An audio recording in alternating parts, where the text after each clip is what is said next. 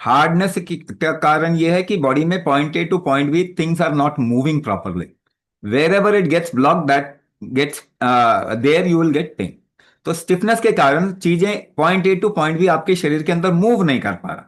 एक और चीज है, पहली चीज मूव नहीं कर पा रहा, दूसरी चीज शरीर की जठराग्नि कमजोर है, यानी मेटाबॉलिक हीट कमजोर है। गर्मी होते ही आपको रिलीफ मिलेगा। आप थोड़ा भी एक्टिविटी करेंगे तो रिलीफ मिलेगा। शरीर में कोई चीज गर्म डालेंगे तो आपको रिलीफ मिलेगा।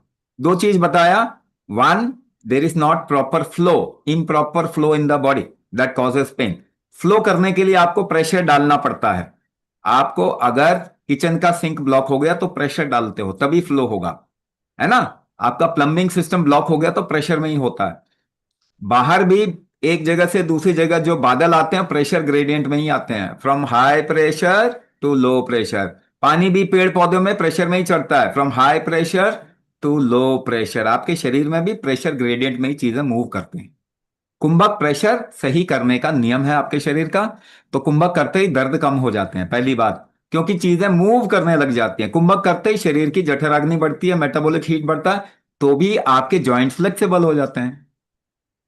आसान भाषा में पता है, इसको 50 तरीके से समझा सकता हूं मैं, मगर कोई यूनिवर्सिटी की तो क्लास है नहीं ना।